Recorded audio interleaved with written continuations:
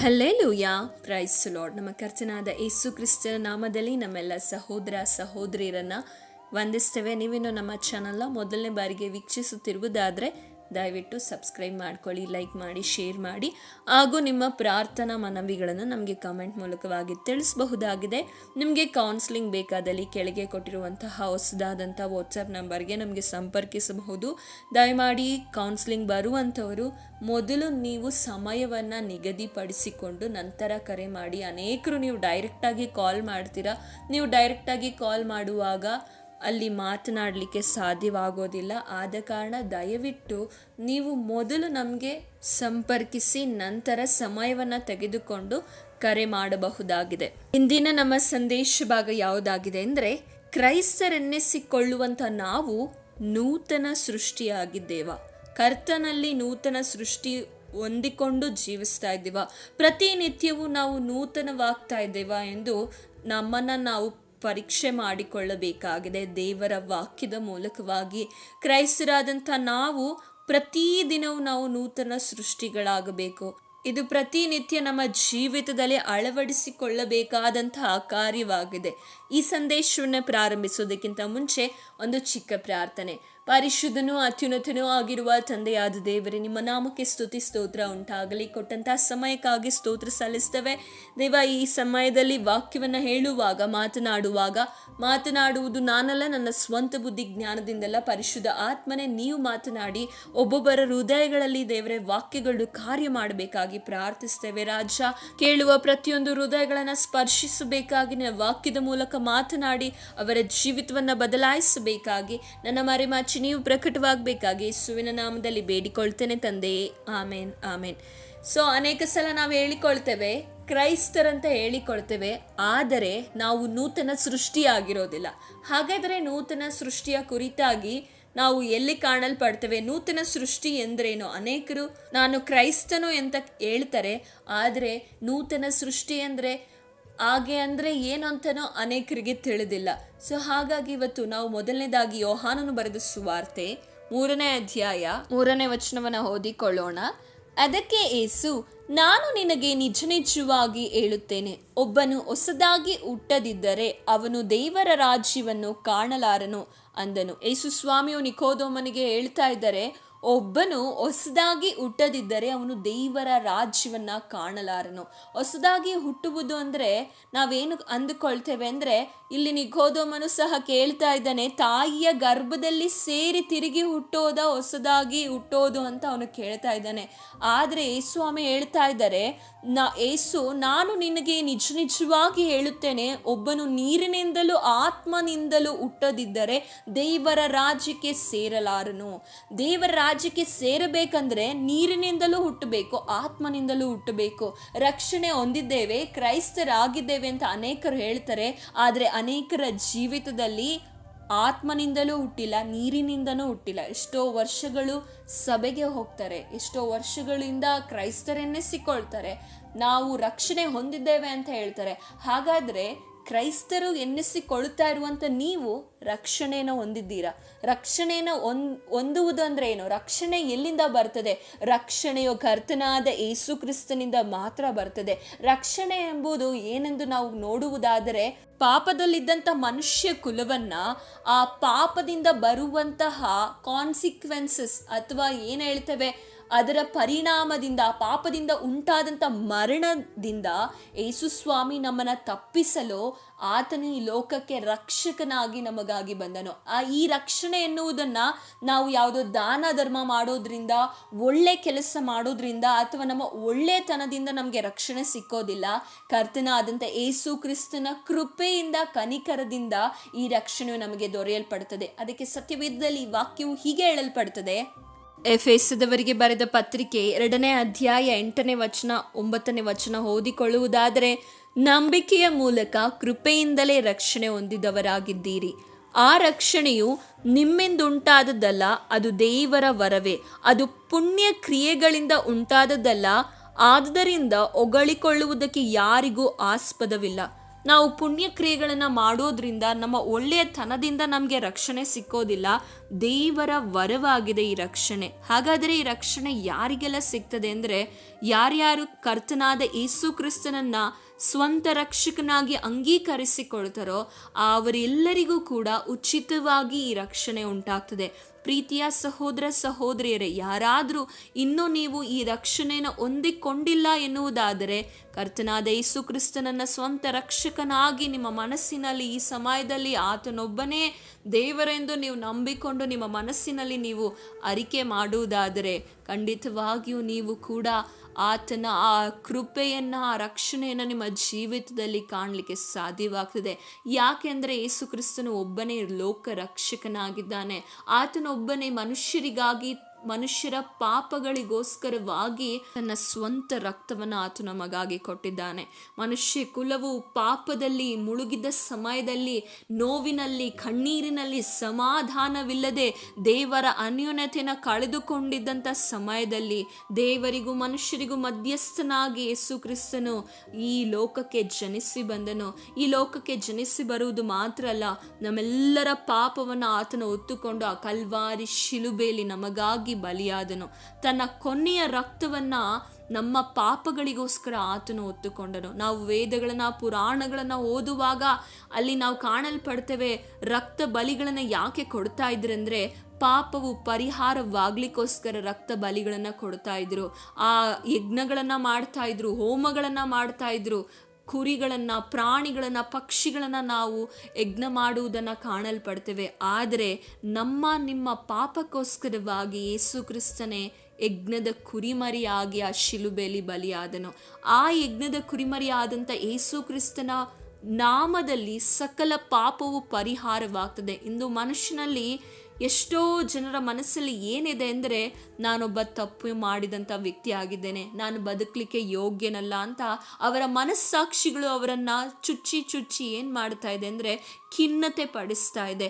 ಆದರೆ ಆ ಖಿನ್ನತೆಯಿಂದ ನಿಮ್ಮ ಇರುವಂತಹ ಆ ಒಂದು ಕೊರತೆಯನ್ನು ನೀಗಿಸುವಂಥದ್ದು ಯೇಸು ಕ್ರಿಸ್ತನಿಂದ ಮಾತ್ರವೇ ಸಾಧ್ಯ. ಸಹೋದರ ಸಹೋದರಿಯರೇ, ಹಾಗಾದರೆ ಕ್ರೈಸ್ತರೆನ್ನಿಸಿಕೊಂಡಂಥವರು ಕೂಡ ಎಷ್ಟೋ ಜನರು ಇಂತಹ ಒಂದು ಅನುಭವವನ್ನು ತಮ್ಮ ಜೀವಿತದಲ್ಲಿ ಕಂಡುಕೊಂಡಿಲ್ಲ. ಅನೇಕ ವರ್ಷದಿಂದ ಸಭೆಗೆ ಹೋಗ್ತಾರೆ, ಆದರೆ ಯೇಸುವನ್ನ ಇನ್ನೂ ಸ್ವಂತ ರಕ್ಷಕನಾಗಿ ಅಂಗೀಕರಿಸಿಕೊಂಡಿಲ್ಲ.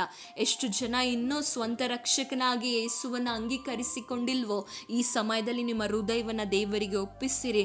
ಎಷ್ಟೋ ದಿವಸಗಳಿಂದ ದೇವರು ನಿಮ್ಮ ಹೃದಯವನ್ನು ಕೇಳ್ತಾ ಇದ್ದಾರೆ, ಆದರೆ ಅನೇಕರು ದೇವರಿಗಾಗಿ ನಿಮ್ಮ ಹೃದಯವನ್ನು ತೆರೆಯದೆ, ಲೋಕದ ಅನೇಕ ವಿಷಯಗಳಿಗಾಗಿ ನಿಮ್ಮ ಹೃದಯವನ್ನು ತೆರೆಯಲ್ಪಟ್ಟಿದ್ದೀರಾ, ದೇವರಿಗಾಗಿ ತೆರೀತಾ ಇಲ್ಲ. ಅನೇಕರು ಕ್ರೈಸ್ತರೆನ್ನಿಸಿಕೊಳ್ತಾರೆ, ಆದರೆ ಅವರ ಹೃದಯಗಳು ಎಲ್ಲೆಲ್ಲೋ ಇದೆ, ಯಾವುದೋ ವಿಷಯಗಳಲ್ಲಿ ಓಡ್ತಾ ಇದೆ. ಕೆಲವರಿಗೆ ಹಣದ ಆಸೆಯಲ್ಲಿದ್ದರೆ, ಕೆಲವರಿಗೆ ಕೆಟ್ಟ ಮಾರ್ಗಗಳು, ಕೆಟ್ಟ ಸಹವಾಸಗಳಲ್ಲಿ ಹೃದಯವಿದೆ, ಕೆಟ್ಟದಾದಂತಹ ಚಟಗಳಲ್ಲಿ ಅನೇಕ ಹೃದಯಗಳಿದೆ. ಅನೇಕ ಯವನಸ್ಥರಿಗೂ ಕೂಡ ಯೇಸು ಸ್ವಾಮಿ ಎಂದು ತಿಳಿಸುವಂಥ ಸಂದೇಶವೇನೆಂದರೆ, ನಿಮ್ಮ ಹೃದಯವನ್ನು ಆತನಿಗೆ ಒಪ್ಪಿಸುವುದಾದರೆ, ಅನೇಕರ ಹೃದಯವು ಮುರಿದು ಹೋಗಿದೆ, ಅನೇಕರ ಹೃದಯಗಳು ಪಾಪದಲ್ಲಿ ತುಂಬಲ್ಪಟ್ಟಿದೆ, ಅನೇಕರ ಹೃದಯದಲ್ಲಿ ಸಮಾಧಾನವಿಲ್ಲ, ಶಾಂತಿ ಇಲ್ಲ, ನೆಮ್ಮದಿ ಇಲ್ಲ. ಅಂಥ ಹೃದಯವನ್ನು ಯೇಸುವಿಗೆ ನೀವು ಒಪ್ಪಿಸುವುದಾದರೆ ನಿಮ್ಮ ಹೃದಯದಲ್ಲಿ ಆ ನಿತ್ಯ ರಕ್ಷಣೆಯನ್ನು ನೀವು ಕಾಣಲಿಕ್ಕೆ ಸಾಧ್ಯವಾಗ್ತದೆ. ಈ ರಕ್ಷಣೆ ಎನ್ನುವಂಥದ್ದು ಅನೇಕ ಸಲ ನಾವು ಏನೆನಿಸಿಕೊಳ್ತೇವೆ ಅಂದರೆ, ನಾವು ಈ ಲೋಕದಲ್ಲಿ ಮಾತ್ರ ಚೆನ್ನಾಗಿದ್ರೆ ಸಾಕು ಎಂದು ಅನೇಕರು ಏನು ಮಾಡ್ತಾರೆ, ನೆನೆಸಿಕೊಂಡು ತಮ್ಮ ಇಷ್ಟ ಬಂದ ರೀತಿಯಲ್ಲಿ ಜೀವಿಸ್ತಾರೆ. ಆದರೆ ಯೇಸುವನ್ನು ನಂಬುವಂಥ ಮನುಷ್ಯನು ಈ ಲೋಕದಲ್ಲಿಯೂ ಕೂಡ ಅವನು ಶಾಂತಿ ಸಮಾಧಾನವನ್ನು ಹೊಂದಿಕೊಳ್ತಾನೆ. ಅದೇ ರೀತಿಯಾಗಿ ಅವನಿಗೆ ಸತ್ತ ನಂತರವೂ ಕೂಡ ಒಂದು ಶಾಶ್ವತವಾದಂತಹ ಸಮಾಧಾನದ ನೆಲೆಗೆ ಅವನು ಹೋಗ್ಲಿಕ್ಕೆ ಸಾಧ್ಯವಾಗ್ತದೆ. ಅದಕ್ಕೆ ಯೋಹಾನನು ಬರೆದ ಸುವಾರ್ತೆ 3ನೇ ಅಧ್ಯಾಯ 15ನೇ ವಚನದಲ್ಲಿ ಹೀಗೆ ಬರೆಯಲ್ಪಟ್ಟಿದೆ, ದೇವರು ಲೋಕದ ಮೇಲೆ ಎಷ್ಟೋ ಪ್ರೀತಿಯನ್ನಿಟ್ಟು ತನ್ನ ಒಬ್ಬನೇ ಮಗನನ್ನ ಕಳಿಸಿಕೊಡ್ತಾನೆ. ಆತನನ್ನು ನಂಬುವ ಒಬ್ಬನಾದರೂ ನಾಶವಾಗದೆ ಎಲ್ಲರೂ ನಿತ್ಯ ಜೀವವನ್ನ ಪಡೆಯಬೇಕೆಂದೇ ಆತನನ್ನು ಕೊಟ್ಟನು ಎಂದು ನಾವು ವಾಕ್ಯದಲ್ಲಿ ಓದಲ್ಪಡ್ತೇವೆ. ಹಾಗಾದರೆ ಅನೇಕರು ಹೇಳುವ ಪ್ರಕಾರ ನಾವು ಮುಕ್ತಿಯನ್ನು ಹೊಂದಬೇಕಂದ್ರೆ, ನಮಗೆ ಸ್ವರ್ಗ ಬರಬೇಕಂದ್ರೆ, ಮೋಕ್ಷ ನಾವು ಹೊಂದಿಕೊಳ್ಬೇಕಂದ್ರೆ ಯಾತ್ರೆಗಳನ್ನು ಮಾಡೋದ್ರಿಂದ ಅಲ್ಲ, ಅಥವಾ ಅನೇಕ ದಾನ ಧರ್ಮಗಳನ್ನು ಮಾಡೋದ್ರಿಂದ ಅಲ್ಲ, ಅನೇಕ ಒಳ್ಳೆಯ ಕಾರ್ಯಗಳನ್ನು ಮಾಡೋದ್ರಿಂದ ಅಲ್ಲ ನಮಗೆ ಮೋಕ್ಷ ಅಥವಾ ಮುಕ್ತಿ ಬರುವಂಥದ್ದು. ಯೇಸುವನ್ನು ನಂಬುವುದರಿಂದ ಮಾತ್ರವೇ ನಮಗೆ ಆ ನಿತ್ಯ ಮೋಕ್ಷವನ್ನು ನಾವು ಪಡೀಲಿಕ್ಕೆ ಸಾಧ್ಯ, ನಿತ್ಯ ಮಾರ್ಗವನ್ನು ನಾವು ಪಡೀಲಿಕ್ಕೆ ಸಾಧ್ಯ, ನಿತ್ಯ ಜೀವವನ್ನು ಹೊಂದಲಿಕ್ಕೆ ಸಾಧ್ಯ. ಅದಕ್ಕೆ ಸ್ವಾಮಿ ಹೇಳ್ತಾರೆ, ನನ್ನನ್ನು ನಂಬುವವನು ಸತ್ತರೂ ಬದುಕ್ತಾನೆ. ಅದಕ್ಕೆ ಸ್ವಾಮಿ ಹೇಳ್ತಾರೆ, ನಾನೇ ಮಾರ್ಗವು ಸತ್ಯವೂ ಜೀವವೂ ಆಗಿದ್ದೇನೆ. ಹಾಗಾದರೆ ನೀವು ಇನ್ನೂ ನಿಮ್ಮ ಹೃದಯವನ್ನು ಯೇಸು ಸ್ವಾಮಿಗೆ ಒಪ್ಪಿಸಿಕೊಟ್ಟಿಲ್ಲವಾದರೆ ದಯಮಾಡಿ ಆತನಿಗೆ ನೀವು ಒಪ್ಪಿಸಿಕೊಡಿರಿ. ಅನಿತ್ಯವಾದ ರಕ್ಷಣೆಯನ್ನು ನೀವು ಹೊಂದಿಕೊಳ್ಳುವಾಗ ನಿಮ್ಮ ಜೀವಿತದಲ್ಲಿ ಇರುವಂತಹ ಅನೇಕ ವಿಷಯಗಳು ಬದಲಾಗ್ತದೆ, ನಿಮ್ಮ ಜೀವಿತ ಬದಲಾಗ್ತದೆ, ನಿಮ್ಮ ಗುಣ ಬದಲಾಗ್ತದೆ, ನೀವೊಂದು ಹೊಸ ವ್ಯಕ್ತಿಯಾಗಿ ಮಾರ್ಪಡ್ತೀರ. ಹಾಗಾದರೆ ರಕ್ಷಣೆ ಹೊಂದಿದಂಥ ವ್ಯಕ್ತಿಯು ಹೇಗೆ ನೂತನ ಸೃಷ್ಟಿಯಾಗ್ತಾನೆ, ಹೇಗೆ ಹೊಸಬನಾಗ್ತಾನೆ ಎಂದು ನಾವಿವಾಗ ತಿಳಿದುಕೊಳ್ಳೋಣ. ಮೊದಲನೇದಾಗಿ ನಾವು ನೋಡುವುದಾದರೆ 2 ಕೊರಿಂಥದವರಿಗೆ ಬರೆದ ಪತ್ರಿಕೆ 5ನೇ ಅಧ್ಯಾಯ 17ನೇ ವಚನ ಹೀಗೆ ಹೇಳ್ತದೆ, ಯಾವನಾದರೂ ಕ್ರಿಸ್ತನಲ್ಲಿದ್ದರೆ ನೂತನ ಸೃಷ್ಟಿಯಾಗುವನು, ಈಗೋ ಪೂರ್ವ ಸ್ಥಿತಿ ಹೋಗಿ ಎಲ್ಲವೂ ನೂತನವಾಯಿತು, ಇದೆಲ್ಲ ದೇವರಿಂದಲೇ ಉಂಟಾದದ್ದು. ಹಾಗಾದರೆ ಯಾರಾದರೂ ಯೇಸು ಕ್ರಿಸ್ತನನ್ನು ನಂಬುವವರು ಕ್ರಿಸ್ತನಲ್ಲಿ ಇರುವುದಾದರೆ ಅವನು ನೂತನ ಸೃಷ್ಟಿ ಆಗ್ತಾನೆ. ಹೇಗೆ ನೂತನ ಸೃಷ್ಟಿ ಆಗ್ತಾನೆ? ಅವನು ಸತ್ತು ಮತ್ತೆ ಹುಟ್ಟಿ ಬರ್ತಾನ ಅಥವಾ ಪುನರ್ಜನ್ಮದ ಬಗ್ಗೆ ಕುರಿತಾಗಿ ನಾವಿಲ್ಲಿ ಮಾತನಾಡ್ತಾ ಇದ್ದೇವಾ? ಅನೇಕರು ನೆನೆಸಿಕೊಳ್ಳಬಹುದು, ಸತ್ತ ನಂತರವೂ ಇನ್ನೊಂದು ಜನ್ಮ ಇದೆ, ಈ ಜನ್ಮ ಒಂದು 7 ಜನ್ಮ 8 ಜನ್ಮ ಅಂತಾರೆ. ಆದರೆ ಮನುಷ್ಯನಿಗಿರುವುದು ಒಂದೇ ಜನ್ಮ, ಒಂದೇ ಜೀವಿತ. ಈ ಒಂದೇ ಜೀವಿತದಲ್ಲಿ ಹೇಗೆ ನೂತನ ಸೃಷ್ಟಿ ಆಗುವುದು ಎಂದು ನಾವಿವಾಗ ತಿಳಿದುಕೊಳ್ಳೋಣ. ನೂತನ ಸೃಷ್ಟಿ ಎನ್ನುವುದಾದರೆ ಕ್ರಿಸ್ತನನ್ನು ನೀವು ಸ್ವಂತ ರಕ್ಷಕನಾಗಿ ನಿಮ್ಮ ಮನಸ್ಸಿನಲ್ಲಿ ನೀವು ಸ್ವೀಕರಿಸುವಾಗ ನೀವು ಒಂದು ಒಳ್ಳೆಯ ಹೊಸ ವ್ಯಕ್ತಿಯಾಗಿ ಮಾರ್ಪಡ್ತೀರ. ಯಾವುದರಲ್ಲಿ ನೀವು ಹೊಸಬರಾಗ್ತೀರ ಅಂದರೆ ನಿಮ್ಮ ಗುಣಗಳಲ್ಲಿ, ನಿಮ್ಮ ನಡತೆಯಲ್ಲಿ, ನಿಮ್ಮ ಕ್ರಿಯೆಗಳಲ್ಲಿ, ನಿಮ್ಮ ಕಾರ್ಯಗಳಲ್ಲಿ, ನೀವು ಮಾಡುವಂಥ ಕೆಲಸಗಳೆಲ್ಲವೂ ಕೂಡ ಇಂದಿಗಿಂತ ಏನಾಗಿರ್ತದೆ ಅಂದರೆ ಹೊಸದಾಗಿರುತ್ತದೆ, ಹೊಸದಾದಂಥ ಜೀವಿತ ಆಗಿರ್ತದೆ. ಎಲ್ಲದಕ್ಕಿಂತ ಇಂಪಾರ್ಟೆಂಟ್ ಆಗಿ ಮನುಷ್ಯನಿಗೆ ಬೇಕಾಗಿರುವಂಥದ್ದು ಪಾಪ ವಿಮೋಚನೆ ಆಗಿದೆ. ಯಾರು ಯೇಸು ಕ್ರಿಸ್ತನನ್ನ ಸ್ವಂತ ರಕ್ಷಕನಾಗಿ ಅಂಗೀಕರಿಸಿಕೊಳ್ತಾರೋ ಅವರಿಗೆ ಪಾಪ ವಿಮೋಚನೆ ಉಂಟಾಗ್ತದೆ. ರೋಮಾಪುರದವರಿಗೆ ಬರೆದ ಪತ್ರಿಕೆ 6ನೇ ಅಧ್ಯಾಯದಲ್ಲಿ ನಾವು ನೋಡಲ್ಪಡ್ತೇವೆ. ಹಾಗಾದರೆ ಏನು ಹೇಳೋಣ? ದೇವರ ಕೃಪೆಯು ಹೆಚ್ಚಲಿ ಎಂದು ನಾವು ಪಾಪದಲ್ಲಿ ಇನ್ನೂ ಇರಬೇಕು? ಎಂತೆಗೂ ಇರಬಾರದು. ಪಾಪದ ಪಾಲಿಗೆ ಸತ್ತವರಾದ ನಾವು ಇನ್ನು ಅದರಲ್ಲಿಯೇ ಬದುಕುವುದು ಹೇಗೆ? ಕ್ರಿಸ್ತ ಯೇಸುವಿನಲ್ಲಿ ಸೇರುವುದಕ್ಕೆ ದೀಕ್ಷಾ ಸ್ನಾನ ಮಾಡಿಸಿಕೊಂಡವರಾದ ನಾವೆಲ್ಲರೂ ಆತನ ಮರಣದಲ್ಲಿ ಪಾಲುಗಾರರಾಗುವುದಕ್ಕೆ ದೀಕ್ಷಾ ಸ್ನಾನ ಮಾಡಿಸಿಕೊಂಡಿದ್ದೇವೆಂದು ನಿಮಗೆ ತಿಳಿಯದೋ? ಹೀಗಿರಲಾಗಿ ನಾವು ದೀಕ್ಷಾ ಸ್ನಾನ ಮಾಡಿಸಿಕೊಂಡಾಗ ಆತನ ಮರಣದಲ್ಲಿ ಪಾಲುಗಾರರಾಗಿ ಆತನೊಂದಿಗೆ ಹೂಣಲ್ಪಟ್ಟೆವು. ಇಲ್ಲಿ ನಾವು ಕಾಣಲ್ಪಡ್ತೇವೆ, ಈ ರಕ್ಷಣೆ ಹೊಂದಿದಂತಹ ವ್ಯಕ್ತಿಗಳು ದೀಕ್ಷಾಸ್ನಾನವನ್ನು ತೆಗೆದುಕೊಳ್ತಾರೆ. ಅನೇಕರು ದೀಕ್ಷಾಸ್ನಾನ ತೆಗೆದುಕೊಂಡಿದ್ದರೂ ಸಹ ಇಂತಹ ಒಂದು ಅನುಭವ ಅವರ ಜೀವಿತದಲ್ಲಿ ಇರೋದಿಲ್ಲ. ಯಾವ ಅನುಭವ ಅಂದರೆ ಅವರಿನ್ನೂ ಪಾಪದ ಪಾಲಿಗೆ ಸತ್ತಿರೋದಿಲ್ಲ. ಅನೇಕರು ಕ್ರೈಸ್ತರೆನ್ನಿಸಿಕೊಳ್ತಾರೆ, ರಕ್ಷಣೆ ಹೊಂದಿದ್ದೇನೆ ಅಂತ ಹೇಳ್ತಾರೆ, ದೀಕ್ಷಾಸ್ನಾನ ಮಾಡಿಸಿಕೊಂಡಿದ್ದೇನೆ ಅಂತ ಹೇಳ್ತಾರೆ, ಆದರೆ ಅವರಲ್ಲಿ ನೂತನ ಸೃಷ್ಟಿಯನ್ನು ನಾವು ಕಾಣಲಿಕ್ಕೆ ಸಾಧ್ಯವಾಗೋದಿಲ್ಲ. ಅವರಲ್ಲಿ ಪಾಪದ ಸ್ವಭಾವಗಳಿನ್ನೂ ಸತ್ತಿರೋದಿಲ್ಲ. ಆದರೆ ನಾವಿಲ್ಲಿ ಕಾಣಲ್ಪಡ್ತೇವೆ, ದೀಕ್ಷಾಸ್ನಾನ ನಾವು ಯಾವುದಕ್ಕೆ ತೆಗೆದುಕೊಂಡಿದ್ದೇವೆ ಅಂದರೆ ನಾವು ಕ್ರಿಸ್ತನ ಮರಣದಲ್ಲಿ ಪಾಲುಗಾರರಾಗಿ. ಯಾವುದಕ್ಕೆ ಅಂತ ನಿಮಗೆ ತಿಳಿದಿಲ್ಲವೋ ಎಂದು ಇಲ್ಲಿ ಪೌಲನು ಪ್ರಶ್ನೆ ಕೇಳುವುದನ್ನು ಕಾಣಲ್ಪಡ್ತೇವೆ. ಕ್ರಿಸ್ತ ಯೇಸುವಿನಲ್ಲಿ ಸೇರುವುದಕ್ಕೆ ದೀಕ್ಷಾ ಸ್ನಾನ ಮಾಡಿಸಿಕೊಂಡವರಾದ ನಾವೆಲ್ಲರೂ ಆತನ ಮರಣದಲ್ಲಿ ಪಾಲುಗಾರರಾಗುವುದಕ್ಕೆ ದೀಕ್ಷಾ ಸ್ನಾನ ಮಾಡಿಸಿಕೊಂಡಿದ್ದೇವೆಂದು ನಿಮಗೆ ತಿಳಿಯೋದು. ಆತನ ಮರಣದಲ್ಲಿ ನಾವು ಹೇಗೆ ಪಾಲುಗಾರರಾಗೋದು? ಹಾಗಾದರೆ ಆತನ ಮರಣದಲ್ಲಿ ಪಾಲುಗಾರರಾಗುವುದು ಅಂದರೆ ಏನಂದರೆ ನಾವು ನಮ್ಮ ಪಾಪದ ಪಾಲಿಗೆ ಸಾಯಬೇಕು. ಇಂದಿನ ಸ್ವಭಾವಗಳು, ಇಂದಿನ ನಡತೆಗಳು, ಇಂದಿನ ಕೆಟ್ಟ ಸಹವಾಸಗಳನ್ನೆಲ್ಲ ಬಿಟ್ಟು ನಾವು ನೂತನ ಸೃಷ್ಟಿಯಾಗಬೇಕು. ಅನೇಕರು ಇಂದು ದೀಕ್ಷಾಸ್ನಾನ ತೆಗೆದುಕೊಂಡಿದ್ದರೂ ಸಹ ಇನ್ನು ಕೆಟ್ಟ ಸಹವಾಸಗಳಲ್ಲಿಯೇ ಇದ್ದಾರೆ, ಕೆಟ್ಟ ಚಟಗಳಲ್ಲಿಯೇ ಇದ್ದಾರೆ. ಕೆಟ್ಟ ಮಾತು, ಮೋಸ, ವಂಚನೆ, ಹೊಟ್ಟೆ ಕಿಚ್ಚು, ಕೋಪ, ಕ್ರೋಧ, ದ್ವೇಷಗಳನ್ನೇ ಇಟ್ಟುಕೊಂಡು ಇನ್ನು ಕ್ರೈಸ್ತರೆನ್ನಿಸಿಕೊಂಡಿದ್ದಾರೆ. ಆದರೆ ಒಬ್ಬ ನಿಜವಾದ ಕ್ರೈಸ್ತನು ಹೇಗಿರ್ತಾನೆ ಅಂದರೆ ಅವನು ಪಾಪದ ಪಾಲಿಗೆ ಸತ್ತು ನೂತನ ಸೃಷ್ಟಿಯಾಗ್ತಾನೆ. ನೂತನ ಸೃಷ್ಟಿ ಇಲ್ಲಿ ನಾವು ಕಾಣಲ್ಪಡ್ತೇವೆ. ನಾವು ಯಾವುದರೊಂದಿಗೆ ಸಾಯ್ಬೇಕಂದ್ರೆ, ಇನ್ನು ಮುಂದೆ ವಚನವನ್ನು ನಾವು ಓದುವುದಾದರೆ 4ನೇ ವಚನ ಕಂಟಿನ್ಯೂ ಮಾಡುವುದಾದರೆ, ಆದುದರಿಂದ ಕ್ರಿಸ್ತನು ಸತ್ತು ತಂದೆಯ ಮಹಿಮೆಯಿಂದ ಜೀವಿತನಾಗಿ ಎಬ್ಬಿಸಲ್ಪಟ್ಟಂತೆಯೇ ನಾವು ಕೂಡ ಜೀವದಿಂದೆದ್ದು ಹೊಸಬರಾಗಿ ನಡ್ಕೊಳ್ಳಬೇಕು. ಹೇಗೆ ನಡ್ಕೊಳ್ಬೇಕು? ಹೊಸಬರಾಗಿ. ನಮ್ಮ ದುರ್ನಡತೆಗಳು, ದುರ್ಭಾಷೆಗಳಾಗಿರಬಹುದು, ಮೋಸ ಮಾಡುವ ಗುಣಗಳಾಗಿರಬಹುದು, ಕೆಟ್ಟ ಕೆಟ್ಟ ಸಹವಾಸಗಳು, ಅಡಿಕ್ಷನ್ ಆಗಿರ್ಬೋದು, ಇವು ಎಲ್ಲದರ ಪಾಲಿಗೆ ನಾವು ಸಾಯಬೇಕು. ನಾವು ಸಾಯದೆ ಹೊಸಬರಾಗಲಿಕ್ಕೆ ಸಾಧ್ಯವಿಲ್ಲ. ಇಲ್ಲಿ ವಾಕ್ಯ ನಮಗೆ ಸ್ಪಷ್ಟವಾಗಿ ತಿಳಿಯಪಡಿಸ್ತಾ ಇದೆ, ಕ್ರಿಸ್ತನು ಸತ್ತು ತಂದೆಯ ಮಹಿಮೆಯಿಂದ ಜೀವಿತನಾಗಿ ಎಬ್ಬಿಸಲ್ಪಟ್ಟಂತೆಯೇ ನಾವು ಕೂಡ ಜೀವದಿಂದೆದ್ದು ಹೊಸಬರಾಗಿ ನಡ್ಕೊಳ್ಬೇಕು. ನಾವು ಹೊಸಬರಾಗಿ ನಡ್ಕೊಳ್ತಾ ಇದ್ದೇವಾ? ಅನೇಕರು ಹೇಳ್ತಾರೆ, ನಾನು Born again Christian, new creation. ಆದರೆ ಬಾಯಿ ಮಾತಿನಲ್ಲಿ ಮತ್ತು ಇನ್ಸ್ಟಾಗ್ರಾಮ್ ಬಯೋನಲ್ಲಿ ಇರ್ತದೆ ಹೊರತು ಅವರ ಜೀವಿತಗಳಲ್ಲಿ ಇರೋದಿಲ್ಲ. ಪ್ರೀತಿಯ ಯವನಸ್ಥರೇ, ಪ್ರೀತಿಯ ಸಹೋದರ ಸಹೋದರಿಯರೇ, ಎಷ್ಟು ಜನರು ನೀವು ನೂತನ ಸೃಷ್ಟಿಗಳಾಗಿದ್ದೀರಾ? ನೀವು ಓದುವಂಥ ಸ್ಥಳಗಳಲ್ಲಿ ನೀವು ಕ್ರೈಸ್ತರಾಗಿ ಜೀವಿಸ್ತಾ ಇದ್ದೀರೋ ಅಥವಾ ಹಳೆಯ ಪಾಪದಲ್ಲಿಯೇ ಜೀವಿಸ್ತಾ ಇದ್ದೀರೋ? ಕೆಲಸ ಮಾಡುವ ಸ್ಥಳಗಳಲ್ಲಿ, ಸೇವೆ ಮಾಡುವ ಸ್ಥಳಗಳಲ್ಲಿ, ಕುಟುಂಬ ಜೀವಿತದಲ್ಲಿ ಹೇಗೆ ಜೀವಿಸ್ತಾ ಇದ್ದೀರಾ? ನೀವು ಹೊಸಬರಾಗಿ ನಡ್ಕೊಳ್ಬೇಕೆಂದು ನಮಗೆ ವಾಕ್ಯ ತಿಳಿಯಪಡಿಸ್ತಾ ಇದೆ. ನಾವು ಹೊಸಬರಾಗಿ ನಡ್ಕೊಳ್ತಾ ಇದ್ದೇವಾ? ನಮಗೆ ಅದೇ ಕೆಟ್ಟ ಸ್ವಭಾವಗಳು, ಶರೀರ ಸ್ವಭಾವಗಳಲ್ಲೇ ಜೀವಿಸ್ತಾ ಇದ್ದೇವಾ? ಅಥವಾ ನಾವು ನೂತನವಾದಂಥ ಸ್ವಭಾವಗಳನ್ನು ಹೊಂದಿಕೊಂಡಿದ್ದೇವಾ? ರಕ್ಷಣೆ ಹೊಂದಿದಂಥ ವ್ಯಕ್ತಿಯ ಜೀವಿತ ಖಂಡಿತವಾಗಿಯೂ ವ್ಯತ್ಯಸ್ತವಾಗಿದ್ದೇ ಇರ್ತದೆ. ರಕ್ಷಣೆ ಹೊಂದಿದಂಥ ವ್ಯಕ್ತಿಯ ಜೀವಿತದಲ್ಲಿ ಅನೇಕ ಬದಲಾವಣೆಗಳಿರ್ತದೆ. ಇಂದಿನ ಜೀವಿತ, ಇಂದಿನ ನಡತೆ ಅವರಲ್ಲಿ ಖಂಡಿತವಾಗಿಯೂ ಇರೋದಿಲ್ಲ. ರಕ್ಷಣೆ ಹೊಂದಿದ ವ್ಯಕ್ತಿಯನ್ನು ನಾವು ಕಾಣಲ್ಪಡುವಾಗ ಅವರಲ್ಲಿ ಅನೇಕ ಬದಲಾವಣೆಗಳನ್ನು ನಾವು ಕಾಣಲ್ಪಡ್ತೇವೆ. ರಕ್ಷಣೆ ಹೊಂದುವುದಕ್ಕಿಂತ ಮುಂಚೆ ಇದ್ದಂಥ ವ್ಯಕ್ತಿಗೂ ರಕ್ಷಣೆ ಹೊಂದಿದಂಥ ವ್ಯಕ್ತಿಗೂ ಬಹಳ ವ್ಯತ್ಯಾಸವಿರ್ತದೆ ಸಹೋದರ ಸಹೋದರಿಯರೇ. ಹಾಗಾದರೆ ನಿಮ್ಮಲ್ಲಿ ಆ ವ್ಯತ್ಯಾಸವನ್ನು ಜನರು ಕಾಣ್ತಾ ಇದ್ದಾರಾ? ನಿಮ್ಮ ಊರಿನವರು, ನಿಮ್ಮ ಕುಟುಂಬದಲ್ಲಿ, ನಿಮ್ಮ ಕೆಲಸ ಸ್ಥಳಗಳಲ್ಲಿ, ನೀವು ಹೋಗುವಂಥ ವಿದ್ಯಾಭ್ಯಾಸಗಳಲ್ಲಿ ಇದು ಕಾಣ್ತಾ ಇದೆಯಾ? ಒಮ್ಮೆ ಯೋಚನೆ ಮಾಡಿ. ಇನ್ನೂ ಕೆಲವರು ಇರ್ತಾರೆ, ಇವತ್ತು ನಾವು ಅನೇಕ ವಿಷಯಗಳನ್ನು ಧ್ಯಾನಿಸ್ತಾ ಇದ್ದೇವೆ. ಮೊದಲನೇದಾಗಿ, ಕ್ರೈಸ್ತರೆನ್ನಿಸಿಕೊಂಡಿದ್ದವರು ಕೂಡ ರಕ್ಷಣೆಯನ್ನು ಹೊಂದಿರೋದಿಲ್ಲ. ಸುಮ್ಮನೆ ನಾಮಕಾವಸ್ಥೆಗಾಗಿ ಯಾವುದೋ ಒಂದು ಧರ್ಮವನ್ನು ಫಾಲೋ ಮಾಡ್ತಾ ಇರ್ತಾರೆ ಅಷ್ಟೇ, ರಿಲೀಜಿಯಸ್ ಆಗಿರ್ತಾರೆ. ಆದರೆ ಅವರು ಯೇಸು ಕ್ರಿಸ್ತನನ್ನು ಸ್ವಂತ ರಕ್ಷಕನಾಗಿ ಅವರ ಹೃದಯದಲ್ಲಿ ಅಂಗೀಕರಿಸಿಕೊಂಡಿರೋದಿಲ್ಲ.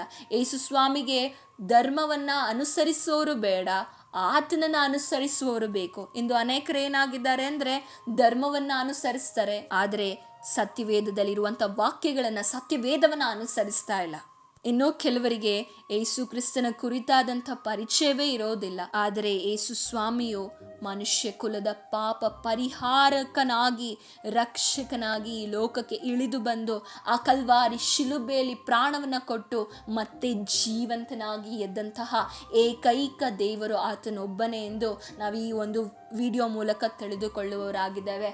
ಅದೇ ರೀತಿಯಾಗಿ ನಾವು ನೋಡಲ್ಪಡ್ತೇವೆ. ಇನ್ನು 2ನೇ ಕ್ಯಾಟಗಿರಿ ಜನ ಯಾರಿರ್ತಾರೆ ಅಂದರೆ, ಇವರು ಸಭೆಗೂ ಬರ್ತಾರೆ, ಕ್ರೈಸ್ತರೆನ್ನಿಸಿಕೊಳ್ತಾರೆ, ರಕ್ಷಣೆನೂ ಹೊಂದಿರ್ತೀನಿ ಅಂತ ಹೇಳ್ತಾರೆ, ಹಾಗೆ ದೀಕ್ಷಾ ಸ್ನಾನವನ್ನು ಕೂಡ ಮಾಡಿಸಿಕೊಂಡಿರ್ತಾರೆ. ಆದರೆ ಅವರ ಸ್ವಭಾವಗಳಲ್ಲಿ ಯಾವುದೇ ಬದಲಾವಣೆ ಇರೋದಿಲ್ಲ, ಅವರ ಜೀವಿತದಲ್ಲಿ ಯಾವುದೇ ಬದಲಾವಣೆ ಇರೋದಿಲ್ಲ. ಇಂತಹ ಗುಂಪುಗಳಲ್ಲಿ ನೀವು ಯಾವ ಗುಂಪುಗಳಲ್ಲಿದ್ದೀರಾ? ನಿಮ್ಮನ್ನು ನೀವು ಪರೀಕ್ಷೆ ಮಾಡಿಕೊಳ್ಳಿ. ಇನ್ನೂ ಕೆಲವರು ಹೊಸಬರಾಗಿ ಹುಟ್ಟಿರ್ತಾರೆ, ರಕ್ಷಣೆ ಹೊಂದಿರ್ತಾರೆ, ಅವರ ಜೀವಿತದಲ್ಲಿ ವ್ಯತ್ಯಸ್ತವಾದಂಥ ಜೀವಿತ ಇರ್ತದೆ. ಆದರೆ ನಮ್ಮ ಒಂದು ಜೀವಿತ ಅಲ್ಲಿಗೆ ನಿಲ್ಲೋದಿಲ್ಲ. ರಕ್ಷಣೆ ಹೊಂದಿದಂಥ ದಿನದಿಂದಲೇ ನಮ್ಮ ನಿಜವಾದಂತಹ ಜವಾಬ್ದಾರಿಯು ಪ್ರಾರಂಭವಾಗ್ತದೆ. ನಿಜವಾದ ಕ್ರೈಸ್ತ ಜೀವಿತ ಆರಂಭವಾಗುವಂಥದ್ದು ಅಲ್ಲಿಂದಲೇ ಆಗಿರ್ತದೆ. ನೀವು ಹುಟ್ಟಿದಾಗಿಂದಲೂ ಕೂಡ ಸಭೆಯಲ್ಲಿ ಬೆಳೆದಿರಬಹುದು, ಆರಾಧನೆಗಳನ್ನು ಮಾಡಿರಬಹುದು, ಆದರೆ ಯಾವಾಗ ನೀವು ಯೇಸು ಕ್ರಿಸ್ತನನ್ನು ನಿಮ್ಮ ಸ್ವಂತ ರಕ್ಷಕನಾಗಿ ಅಂಗೀಕರಿಸಿಕೊಂಡು ಆತನಿಗಾಗಿಯೇ ನೀವು ಜೀವಿಸಲು ಪ್ರಾರಂಭಿಸ್ತಿರೋ, ಅಲ್ಲಿಂದಲೇ ನಿಮ್ಮ ನಿಜವಾದಂತಹ ಕ್ರೈಸ್ತ ಜೀವಿತವು ಆರಂಭವಾಗ್ತದೆ. ಹಾಗಾದರೆ ಪ್ರತಿದಿನವೂ ನಮ್ಮನ್ನು ನಾವು ನೂತನಪಡಿಸಿಕೊಳ್ಳಬೇಕು. ರಕ್ಷಣೆ ಹೊಂದಿ ದೀಕ್ಷಾಸ್ನಾನ ಮಾಡಿಸಿಕೊಂಡು ಹೊಸಬರಾಗಿ ಹುಟ್ಟಿ ಪಾಪದ ಪಾಲಿಗೆ ನಾವು ಸತ್ತವರಾಗಿ ನಮ್ಮ ಪಾಪಗಳನ್ನು ದೇವರ ಮುಂದೆ ಅರಿಕೆ ಮಾಡಿಕೊಂಡು ಅದನ್ನು ಬಿಟ್ಟು ದೇವರಿಗಾಗಿ ಜೀವಿಸ್ತೇನೆ ಎಂದು ಅರಿಕೆ ಮಾಡಿದರೆ ಸಾಕಾಗೋದಿಲ್ಲ. ಅಲ್ಲಿ ನಾವೇನ್ ಮಾಡಬೇಕಂದ್ರೆ ದೇವರಿಗಾಗಿ ನಿಲ್ಲಬೇಕಾಗಿದೆ. ಅದರಲ್ಲಿ ನಮ್ಮ ಪಾತ್ರವೂ ಕೂಡ ಇದೆ ಎಂದು ಅನೇಕ ಸಲ ನಾವು ಮರೆತು ಹೋಗ್ತೇವೆ. ಕೃಪೆ ಇದೆ, ದೇವರ ಕೃಪೆ ನಮ್ಮನ್ನ ಕಾಪಾಡ್ತಿದೆ, ಖಂಡಿತವಾಗಿಯೂ ಕೃಪೆ ಇದೆ. ಆದರೆ ಕೃಪೆ ಇದೆ ಎಂದು ಹೇಳಿ ನಾವು ಇನ್ನೂ ಪಾಪ ಮಾಡಬೇಕಾ? ಇನ್ನೂ ಪಾಪ ಮಾಡಬಾರ್ದು, ಇನ್ನೂ ಪಾಪದಲ್ಲಿ ಇರಬೇಕಾ? ಖಂಡಿತವಾಗಲೂ ಇರಬಾರ್ದು ಅಂತಲೇ ಪೌಲನು ರೋಮಾಪುರದವರೆಗೆ ಬರೆದ ಪತ್ರಿಕೆಯಲ್ಲಿ ಹೇಳಲ್ಪಡುವುದನ್ನು ಕಾಣಲ್ಪಡ್ತೇವೆ. ಹಾಗಾದರೆ ರಕ್ಷಣೆ ಹೊಂದಿದಂತ ನಾವೇನ್ ಮಾಡ್ಬೇಕಂದ್ರೆ ಪ್ರತಿದಿನ ನಮ್ಮ ರಕ್ಷಣೆಯನ್ನು ನಾವು ಪರೀಕ್ಷೆ ಮಾಡಿಕೊಳ್ಬೇಕು. ಯಾಕೆಂದ್ರೆ ನಮಗೊಂದು ಯುದ್ಧ ಇದೆ. ನಾವು ಮೊನ್ನೆ ಒಂದು ಮೊಣಕಾಲಿನ ಪ್ರಾರ್ಥನೆಯಲ್ಲಿ ನಾವು ಕಾಣಲ್ಪಟ್ಟೆವು. ಏನಂದ್ರೆ ನಮಗೆ ಪ್ರತಿದಿನವೂ ಯುದ್ಧ ಇದೆ. ಆ ಯುದ್ಧ ಮಾಡಬೇಕಂದ್ರೆ ನಮ್ಮ ರಕ್ಷಣೆ ಸರಿಯಾಗಿರಬೇಕು. ರಕ್ಷಣೆ ಎಂಬ ಶಿರಸ್ತ್ರಾಣ ಸರಿಯಾಗಿಲ್ಲದೆ, ಅದು ಸ್ವಲ್ಪ ಸೊಟ್ಟಂಪಟ್ಟಾಗಿ ಅಥವಾ ಅದು ಇಲ್ಲದೇ ಇದ್ದರೆ ನಾವು ಯುದ್ಧವನ್ನು ಮಾಡಲಿಕ್ಕೆ ಸಾಧ್ಯವಿಲ್ಲ. ಹಾಗಾಗಿ ಯಾವಾಗಲೂ ನಮ್ಮ ರಕ್ಷಣೆಯನ್ನು ನಾವು ಪರೀಕ್ಷೆ ಮಾಡಿಕೊಳ್ಬೇಕು. ಕ್ರಿಸ್ತ ನಂಬಿಕೆಯಲ್ಲಿ ಇದ್ದೀರೋ ಇಲ್ಲವೋ ಎಂದು ನಿಮ್ಮನ್ನು ನೀವೇ ಪರೀಕ್ಷಿಸಿಕೊಳ್ಳಿ ಎಂದು ಪೌಲನು ಕೊರಿಂಥ ಸಭೆಗೆ ಹೇಳುವುದನ್ನು ಕಾಣಲ್ಪಡ್ತೇವೆ. ಹಾಗಾದರೆ ನಾವು ಕೂಡ ಸಭೆಗೆ ಹೋಗ್ತೇವೆ, ಅನೇಕ ಆತ್ಮಿಕ ಕಾರ್ಯಗಳನ್ನು ಮಾಡ್ತೇವೆ, ಸೇವೆ ಮಾಡ್ತೇವೆ. ಆದರೆ ಕ್ರಿಸ್ತ ನಂಬಿಕೆಯಲ್ಲಿ ಇದ್ದೇವೋ, ಆದರೆ ನಾವು ನೂತನ ಸ್ವಭಾವವನ್ನು ಹೊಂದಿಕೊಂಡಿದ್ದೇವೋ, ನಮ್ಮಲ್ಲಿ ಇನ್ನೂ ಹಳೆಯ ಸ್ವಭಾವಗಳಿದೆಯೋ, ನಮ್ಮ ರಕ್ಷಣೆ ಎಲ್ಲಿದೆ, ನಮ್ಮ ಆತ್ಮಿಕ ಜೀವಿತ ಏನಾಗಿದೆ ಎಂದು ನಾವು ಪ್ರತಿ ಕ್ಷಣ ನಮ್ಮನ್ನು ನಾವು ಪರೀಕ್ಷೆ ಮಾಡಿಕೊಳ್ಬೇಕು. ಅನೇಕ ಸಲ ಯುದ್ಧದಲ್ಲಿ ಅನೇಕರು ಸೋತು ಹೋಗಲಿಕ್ಕೆ ಕಾರಣ ಏನಂದರೆ ಅವರಲ್ಲಿರುವಂಥ ಕೊರತೆ ಆಗಿದೆ. ಈ ಯುದ್ಧದಲ್ಲಿ ನಮಗೆ ಇರಬೇಕಾದಂತಹ ಮುಖ್ಯವಾದಂತಹ ಆಯುಧ ಯಾವುದಂದ್ರೆ ಸತ್ಯವಾಗಿದೆ. ನಿಮ್ಮಲ್ಲಿ ಸತ್ಯವಿಲ್ಲದೆ ಇದ್ದರೆ ನೀವು ಯುದ್ಧಕ್ಕೆ ನಿಲ್ಲುವಾಗ ಖಂಡಿತವಾಗಿಯೂ ನೀವು ಸೋತು ಹೋಗ್ತೀರಾ. ಯಾಕೆಂದರೆ ನೀವು ಯುದ್ಧಕ್ಕೆ ನಿಲ್ಲುತ್ತಾ ಇರುವಂಥದ್ದು ಕರುಣೆ ಉಳ್ಳಂಥವರ ಮುಂದೆ ಅಲ್ಲ, ನಿಮ್ಮ ಶತ್ರುವಾಗಿರುವಂಥ ಸೈತಾನನ ಮುಂದೆ. ಆ ಸೈತಾನನ ಮುಂದೆ ನೀವು ಯುದ್ಧಕ್ಕೆ ನಿಲ್ಲುವಾಗ ನಿಮ್ಮಲ್ಲಿ ಬಲವಾದ ಸತ್ಯವೆಂಬ ಆಯುಧ ಇರಬೇಕು. ಸತ್ಯವೆಂಬ ನಡುಕಟ್ಟನ್ನು ನೀವು ಕಟ್ಟಿಕೊಳ್ಳದೆ ಸೈತಾನನ ಮುಂದೆ ನೀವು ನಿಲ್ಲುವುದಾದರೆ ಖಂಡಿತವಾಗಿಯೂ ನೀವು ಸೋತು ಹೋಗ್ತೀರಾ. ನೀವು ಯುದ್ಧಕ್ಕೆ ನಿಲ್ಲುತ್ತಾ ಇರುವುದು ಶತ್ರುವಾದಂಥ ಸೈತಾನನ ಮುಂದೆ. ಅವನು ನಿಮ್ಮಲ್ಲಿ ಸತ್ಯವಿಲ್ಲದೆ ಇರುವಾಗ ನಿಮ್ಮನ್ನು ಈಸಿಯಾಗಿ ಅವನು ಸೋಲಿಸಿ ಬಿಡ್ತಾನೆ. ಸತ್ಯವಿಲ್ಲದೆ ಯುದ್ಧಕ್ಕೆ ನಿಲ್ಲುವಾಗ ಅವನು ಈಸಿಯಾಗಿ ಐಡೆಂಟಿಫೈ ಮಾಡ್ತಾನೆ, ನೀವು ಸುಳ್ಳುಗಾರನು, ನೀನು ಅವನ ಪಕ್ಷದಲ್ಲಿ ಇರುವಂಥವನೆಂದು ಆ ಸೈತಾನನು ನಮ್ಮನ್ನು ಗುರುತಿಸುವವನಾಗಿದ್ದಾನೆ. ಆದ ಕಾರಣ ನಮ್ಮನ್ನು ನಾವು ಪ್ರತಿದಿನವೂ ಪ್ರತಿ ಕ್ಷಣವೂ ನಮ್ಮ ರಕ್ಷಣೆಯನ್ನು ನಾವು ಪರೀಕ್ಷಿಸಿಕೊಳ್ಳಬೇಕು. ನಾವು ನೂತನ ಸ್ವಭಾವಗಳನ್ನು ಹೊಂದಿಕೊಳ್ಳಬೇಕು. ನಮ್ಮ ಹಳೆಯ ಸ್ವಭಾವಗಳನ್ನು ನಾವು ಸಾಯಿಸ್ತಾ ಇರಬೇಕು. ಈ ಹಳೆಯ ಸ್ವಭಾವ, ಈ ರಕ್ಷಣೆ ಹೊಂದಿದಂಥವರ ಜೀವಿತದಲ್ಲಿ ಹಳೆಯ ಸ್ವಭಾವಗಳಿಗೆ ಸತ್ತಂಥವನು ಮತ್ತೆ ಅದೇ ಸ್ವಭಾವದಲ್ಲಿ ಜೀವಿಸಬಾರದೆಂದು ವಾಕ್ಯ ಹೇಳ್ತದೆ. ಯಾಕೆಂದರೆ ಪೂರ್ವ ಸ್ವಭಾವವು ಮೋಸಕರವಾದದ್ದು, ಕೆಟ್ಟು ಹೋಗುವಂಥದ್ದಾಗಿದೆ. ಆ ಸ್ವಭಾವಗಳು ಮತ್ತೆ ನಮ್ಮಲ್ಲಿ ಬರುವಾಗ ನಾವು ಈ ಯುದ್ಧದಲ್ಲಿ ಗೆಲ್ಲಲಿಕ್ಕೆ ಸಾಧ್ಯವಾಗೋದಿಲ್ಲ. ಆದ ಕಾರಣ ಈ ಯುದ್ಧದಲ್ಲಿ ಗೆಲ್ಲಬೇಕಂದ್ರೆ ನಾವು ಪ್ರತಿನಿತ್ಯವೂ ನೂತನ ಸ್ವಭಾವ ಹೊಂದಿಕೊಳ್ಳಬೇಕು. ನಾವು ಯಾರ ಮೇಲಾದರೂ ಕೋಪ ಮಾಡಿಕೊಳ್ಳುವುದಾದರೆ ಅಥವಾ ಏನಾದರೂ ನಮ್ಮಲ್ಲಿ ದೇವರಿಗೆ ಇಷ್ಟವಿಲ್ಲದಂತಹ ನಮ್ಮ ರಕ್ಷಣೆಯನ್ನು ಕೆಡಿಸುವಂಥ ಕಾರ್ಯಗಳು ನಮ್ಮಲ್ಲಿ ಬರುವಾಗ ನಾವು ಅಲ್ಲಿಯೇ ಅದನ್ನು ಸರಿಪಡಿಸಿಕೊಳ್ಬೇಕು. ಹೇಗೆ ಸರಿಪಡಿಸಿಕೊಳ್ಬೇಕು?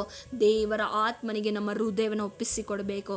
ಪರಿಶುದ್ಧ ಆತ್ಮನಿಗೆ ನಮ್ಮ ಹೃದಯವನ್ನು ಒಪ್ಪಿಸಿಕೊಡುವಾಗ ಆತನು ನಮ್ಮನ್ನು ಯಾವಾಗಲೂ ಪರಿಶುದ್ಧ ಪಡಿಸುವ ಆತನಾಗಿದ್ದಾನೆ. ಅದಕ್ಕೆ ಸ್ವಾಮಿ ಹೇಳ್ತಾರೆ, ಒಬ್ಬರು ನೀರಿನಿಂದಲೂ ಆತ್ಮನಿಂದಲೂ ಹುಟ್ಟದಿದ್ರೆ, ಈ ಆತ್ಮನಿಂದ ನೀವು ಹುಟ್ಟಲ್ಪಡುವಾಗ ನೀವು ನೂತನ ಸೃಷ್ಟಿ ಆಗ್ತೀರಾ. ನೀವು ತಪ್ಪು ಮಾಡುವಾಗ ಆತ ನಿಮಗೆ ತಿಳಿಯಪಡಿಸ್ತಾನೆ. ಅನೇಕರಿಗೆ ಈ ಮನಸ್ಸಾಕ್ಷಿಯೇ ಸತ್ತು ಹೋಗಿದೆ. ಅವರು ಎಷ್ಟೇ ತಪ್ಪುಗಳು ಮಾಡುವಾಗಲೂ ಸಹ ಅವರ ಮನಸ್ಸಾಕ್ಷಿಗಳು ಚುಚ್ಚುತ್ತಾ ಇಲ್ಲ. ಯಾಕೆಂದರೆ ಅವರ ಆತ್ಮಿಕ ಜೀವಿತವು ಸತ್ತಂತಹ ಪರಿಸ್ಥಿತಿಯಲ್ಲಿದೆ. ಹಾಗಾದರೆ ನಿಮ್ಮ ಜೀವಿತದಲ್ಲಿ, ನಿಮ್ಮ ಕುಟುಂಬದಲ್ಲಿ, ನಿಮ್ಮ ಸ್ನೇಹಿತರೊಟ್ಟಿಗೆ ಎಲ್ಲ ಕಡೆಯಲ್ಲೂ ನೀವು ಸತ್ಯವಾಗಿರಬೇಕು. ಸತ್ಯವಿಲ್ಲದಿದ್ದರೆ ಈಸಿಯಾಗಿ ಸೈತಾನ ನಮ್ಮನ್ನು ಅಟ್ಯಾಕ್ ಮಾಡ್ತಾನೆ. ಸೈತಾನನ ತಂತ್ರೋಪಾಯಗಳನ್ನು ಎದುರಿಸಿ ನಿಲ್ಬೇಕಂದ್ರೆ ದೇವರ ಸರ್ವಾಯುಧ ಧರಿಸಿಕೊಳ್ಬೇಕು. ಸರ್ವಾಯುಧದಲ್ಲಿ ರಕ್ಷಣೆಯು ಕೂಡ ಇಂಪಾರ್ಟೆಂಟ್ ಆಗಿರುವಂಥ ಆಯುಧ, ಸತ್ಯವು ಕೂಡ ಇಂಪಾರ್ಟೆಂಟ್ ಆಯುಧವಾಗಿದೆ. ನಮ್ಮಲ್ಲಿ ಪ್ರಾರ್ಥನೆ ಇರಬೇಕು, ನಂಬಿಕೆ ಇರಬೇಕು, ಸಿದ್ಧವಾದಂಥ ಮನಸ್ಸು ಇರಬೇಕು. ಹಾಗೆ ಪ್ರಾರ್ಥನೆ, ಪವಿತ್ರಾತ್ಮನು ಕೊಡುವಂಥ ವಾಕ್ಯವೆಂಬ ಕತ್ತಿ ನಮ್ಮ ಜೀವಿತದಲ್ಲಿ ಇರಬೇಕು. ಹಾಗಾದರೆ ಇವೆಲ್ಲ ನಮ್ಮ ಜೀವಿತದಲ್ಲಿ ಪ್ರತಿದಿನವೂ ನಾವು ಅಳವಡಿಸಿಕೊಂಡಿದ್ದೇವಾ? ಇದು ಯಾವತ್ತೋ ಒಂದು ದಿವಸ ಹೊಂದಿಕೊಂಡೆ ಸಾಕು ಅನ್ನುವಂಥದ್ದಲ್ಲ, ಇದು ಪ್ರತಿ ದಿನದ ಕಾರ್ಯವಾಗಿದೆ. ಪ್ರತಿನಿತ್ಯವೂ ನಮ್ಮ ಶತ್ರುವು ನಮ್ಮ ವಿರುದ್ಧವಾಗಿ ಹೋರಾಡ್ತಾನೆ ಇರ್ತಾನೆ. ಆದ ಕಾರಣ ನಮ್ಮಲ್ಲಿ ಪರಿಶುದ್ಧ ಆತ್ಮನಿಗೆ ನಾವು ಒಪ್ಪಿಸಿಕೊಡೋಣ. ಆತನು ನಮ್ಮನ್ನು ಪ್ರತಿದಿನವೂ ನೂತನ ಪಡಿಸುವ ಆತನಾಗಿದ್ದಾನೆ. ಪ್ರತಿ ಕ್ಷಣವೂ ನಮ್ಮನ್ನು ನೂತನ ಪಡಿಸುವ ಆತನಾಗಿದ್ದಾನೆ. ಆತನು ನಮ್ಮಲ್ಲಿ ಇರುವಾಗ ನಾವು ಸಾಕ್ಷಿಯಾಗಿ ಬದುಕಲಿಕ್ಕೆ ಸಾಧ್ಯವಾಗ್ತದೆ. ಪವಿತ್ರಾತ್ಮನು ನಿಮ್ಮ ಮೇಲೆ ಬರಲು ನೀವು ಬಲವನ್ನು ಹೊಂದಿ ಸಾಕ್ಷಿಗಳಾಗ್ತೀರಾ. ಹಾಗಾದರೆ ನಾವು ಸಾಕ್ಷಿಗಳಾಗಿ ಜೀವಿಸಬೇಕು. ನಾವು ಈ ಯುದ್ಧದಲ್ಲಿ ಗೆಲ್ಲಬೇಕಂದ್ರೆ ಪರಿಶುದ್ಧ ಆತ್ಮನಿಂದ ಬಲ ಹೊಂದಬೇಕು. ಎಷ್ಟು ಜನರು ಈ ಸಮಯದಲ್ಲಿ ನಿಮ್ಮ ಹೃದಯವನ್ನು ನೀವು ಒಪ್ಪಿಸಿ ಕೊಡುವುದಾದರೆ, ಈ ಸಮಯದಲ್ಲಿ ದೇವರ ಪರಿಶುದ್ಧ ಆತ್ಮನು ನಿಮ್ಮ ಹೃದಯಗಳನ್ನು ಸ್ಪರ್ಶಿಸಿ ನಿಮ್ಮಲ್ಲಿ ಬಲವನ್ನು ಉಂಟು ಕೊಡುವ ಆತನಾಗಿದ್ದಾನೆ, ಬಲವನ್ನು ಉಂಟು ಮಾಡುವ ಆತನಾಗಿದ್ದಾನೆ. ಅಷ್ಟು ಮಾತ್ರ ಅಲ್ಲ, ಯಾವ ವಿಧವಾದ ಪಾಪಗಳು, ಇನ್ನೂ ಹಳೆಯ ಸ್ವಭಾವಗಳು, ದುರಾಶೆಗಳಲ್ಲಿ, ಕೆಟ್ಟದಾದಂಥ ಸಹವಾಸದಲ್ಲಿ, ಅನೇಕ ಯವನಸ್ಥರು ಈ ಸಮಯಗಳಲ್ಲಿ ನೀವು ಇರುವುದಾದರೆ, ಈ ಸಮಯದಲ್ಲಿ ನಿಮ್ಮ ಮನಸ್ಸಲ್ಲಿ ದೇವರಿಗೆ ಸ್ಥಳವನ್ನು ಕೊಡಿರಿ. ನೀವು ಇಷ್ಟಪಡುವಂಥದ್ದು, ನೀವು ಹಿಂದೆ ಹೋಗುವಂಥ ಕಾರ್ಯವು ನಿಮ್ಮನ್ನು ನಾಶಪಡಿಸುವಂಥದ್ದಾಗಿದೆ. ಎಚ್ಚರವಾಗಿರ್ರಿ. ದೇವರು ನಿಮ್ಮ ಜೀವಿತದಲ್ಲಿ ಅನೇಕ ಕಾರ್ಯವನ್ನು ಮಾಡಲಿದ್ದಾರೆ. ದೇವರು ಕೊಡುವ ಆಶೀರ್ವಾದವನ್ನು ಕಳೆದುಕೊಂಡು ನಂತರ ನೀವು ಪಶ್ಚಾತ್ತಾಪ ಪಟ್ಟರೆ ಸಮಯವು ಹೋಗಿರ್ತದೆ. ಸಮಯ ಈಗ ಒಳ್ಳೆಯ ಸಮಯವಾಗಿದೆ. ಇದುವೇ ಒಳ್ಳೆಯ ಸಮಯ. ಈ ಸಮಯದಲ್ಲಿ ನಿಮ್ಮ ಹೃದಯದಲ್ಲಿ ಕ್ರಿಸ್ತನಿಗೆ ನೀವು ಒಪ್ಪಿಸಿಕೊಡುವುದಾದರೆ, ಕ್ರಿಸ್ತನನ್ನು ಸ್ವಂತ ರಕ್ಷಕನಾಗಿ ಅಂಗೀಕರಿಸಿಕೊಳ್ಳುವುದಾದರೆ, ನಿಮ್ಮ ಪಾಪದ ಮನೋಭಾವನೆಯನ್ನು, ಸಕಲ ವಿಧವಾದ ಪಾಪದಿಂದ ಯೇಸು ನಿಮ್ಮನ್ನು ಈ ಸಮಯದಲ್ಲಿ ಬಿಡುಗಡೆಗೊಳಿಸಿ ನೀವು ಹೊಸಬರಾಗಿ ಜೀವಿಸಲಿಕ್ಕೆ ಆತನ ಸಹಾಯ ಮಾಡ್ತಾನೆ. ಎಂತಹ ಪಾಪದಲ್ಲಿ ನೀವು ಇರಬಹುದು, ಕ್ಷಮಿಸಕ್ಕಾಗೋದಿಲ್ಲ, ನಾನು ಘೋರವಾದ ಪಾಪಿ ಎಂದು ಈ ಸಮಯದಲ್ಲಿ ನೀವು ಕಣ್ಣೀರು ಹಾಕ್ತಾ ಇರ್ಬೋದು. ಆದರೆ ಈ ಸಮಯದಲ್ಲಿ ಯೇಸುವೇ ನನ್ನ ಕ್ಷಮಿಸು, ನನ್ನ ಹೃದಯದಲ್ಲಿ ನೀನು ಬಾ ಎಂದು ನೀವು ಕೂಗುವುದಾದರೆ, ಆತನು ನಿಮ್ಮನ್ನ ಹೃದಯವನ್ನು ಶುದ್ಧಿಪಡಿಸಿ ನಿಮ್ಮನ್ನು ನೂತನ ಪಡಿಸುವ ಆತನಾಗಿದ್ದಾನೆ. ದೇವರಿ ವಾಕ್ಯಗಳ ಮೂಲಕ ನಿಮ್ಮೆಲ್ಲರನ್ನ ಆಶೀರ್ವದಿಸಲಿ. ಇನ್ನು ಅನೇಕ ಸಂಗತಿಗಳಿದೆ. ಸಾಧ್ಯವಾಗುವುದಾದರೆ ಪಾರ್ಟ್ 2 ವಿಡಿಯೋ ಕೂಡ ಇದ್ರ ಬರ್ತದೆ. ಹಾಗೆ ರಕ್ಷಣೆ ಕುರಿತಾಗಿ ನಿಮಗೆ ಇನ್ನೂ ಡೀಟೇಲ್ ಆಗಿ ಬೇಕಂದರೆ ಕೆಳಗಡೆ ಡಿಸ್ಕ್ರಿಪ್ಷನಲ್ಲಿ ರಕ್ಷಣೆ ಕುರಿತಾಗಿ ಹಳೆ ವಿಡಿಯೋಸ್ ಚಾನಲಲ್ಲಿದೆ, ನೀವು ಅದನ್ನು ವೀಕ್ಷಿಸಬಹುದು. ಈ ಸಮಯದಲ್ಲಿ ಪ್ರಾರ್ಥಿಸೋಣ. ಪರಿಶುದ್ಧನಾದ ದೇವರೇ, ಕೊಟ್ಟ ವಾಕ್ಯಕ್ಕಾಗಿ ಸ್ತೋತ್ರ. ನೋಡುವ ಸಹೋದರ ಸಹೋದರಿಯ ಹೃದಯಗಳಲ್ಲಿ ಬದಲಾವಣೆ ಉಂಟಾಗಬೇಕಾಗಿ ಪ್ರಾರ್ಥಿಸ್ತೇವೆ. ಅವರ ಹೃದಯದಲ್ಲಿರುವಂಥ ಎಲ್ಲ ಕಲ್ಮಶಗಳನ್ನು ಹೋಗಲಾಡಿಸಿ ನಿನ್ನ ಪರಿಶುದ್ಧಾತ್ಮನ ಸಹಾಯ ಉಂಟಾಗಲಿ. ಅವರು ನೂತನ ಸೃಷ್ಟಿಯಾಗಲಿಕ್ಕೆ ಸಹಾಯ ಮಾಡಬೇಕಾಗಿ ಯೇಸುವಿನ ನಾಮದಲ್ಲಿ ಬೇಡಿಕೊಳ್ತೇನೆ ತಂದೆಯೇ, amen amen. Thanks for watching and God bless you.